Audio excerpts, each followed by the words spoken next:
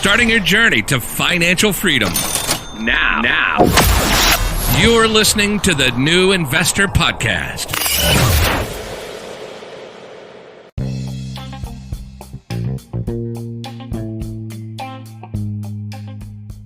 This is the Young Investor for the New Investor Podcast, and it is day 91 on our journey towards financial freedom. First and foremost, I'd like to apologize for the occasional noise you may hear, as where we live at the moment in third tier city in Asia. Most of the people, if not everyone, has their business at home, and we happen to be located next to a workshop, and the gentleman works all day, and the sound may come all over the living room at times. Second, in this location, it doesn't seem to be a habit to have air conditioning installed in the living room, so you may hear the fan moving as it is summer and it is extremely hot. So I'd like just to pinpoint here that sacrifice in terms of location is extremely important as well. If you believe where you live actually now is expensive and then you can't make ends meet, then consider moving.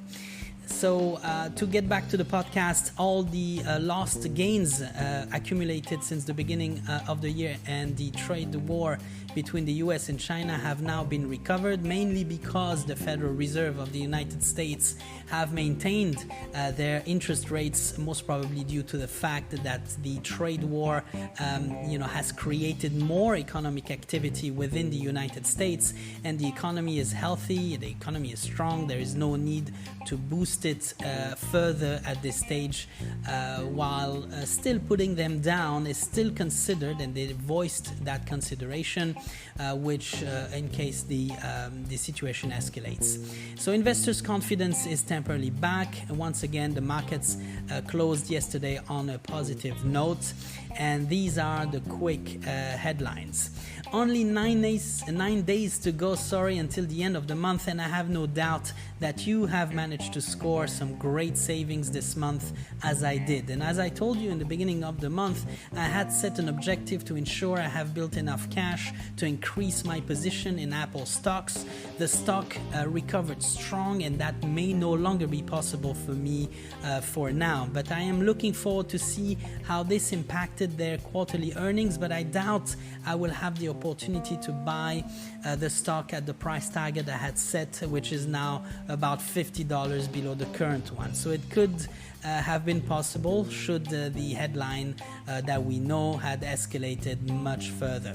So Apple is expected to release their next quarterly earnings on July 30th. There is still more time, and I wanted to share my reasoning now that my approach should adapt, basically my approach to the new situation, that is that things seem to be normalizing again. So I did make an investment in Apple last year, and so far it has paid off and gained about 38.5% so far. So as I said, it will be difficult to get back to that last year's stock price level. Should I make a substantial investment today, my average would increase substantially. My average, I mean by all the stocks that I currently own, plus all the stocks I would be owning on a higher price, all of that average together would be increased substantially. So what we need to bear in mind in this case is that I would need to come up with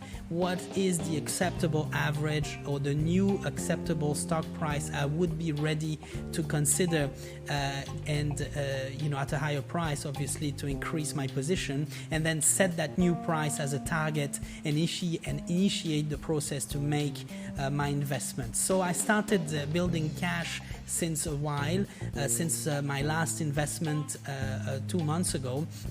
And with that objective in mind, having Apple into my sights, and I have accumulated some savings there, and I have my current savings of this month, and I will have the July income out of which I will take a chunk out and use as an investment. So all of this together will constitute my buying power for my intent to buy Apple stocks. So I will await for the earnings to be released, which I anticipate would hit negative conservatively the stock price, given China represents 20% of Apple top line revenues, and the last news about Apple I just heard this morning, they're studying the possible relocation of 15 to 30% of the production outside of China, which could take a very long time to accomplish, but it is also a hint into how the next earning call could sound like. So I will be ready with some serious buying power from now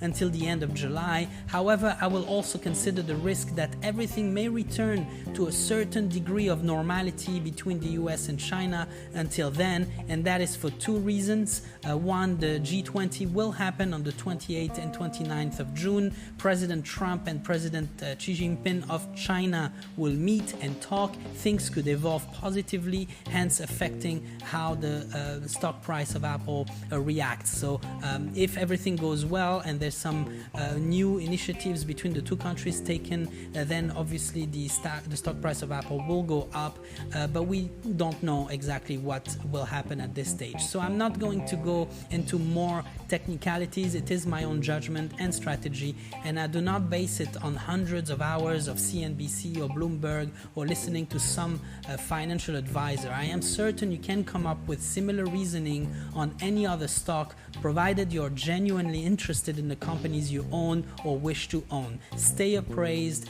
do your research, don't complicate things there. I think the key here is not the headlines, but your ability to sacrifice and save to build that buying power, allowing you to be an investor. Do not lose sight on our purpose. Our aim is freedom, and that comes with sacrifice, and you must be willing to understand what that means in this particular context. In the meantime, I wish you all a great Friday ahead.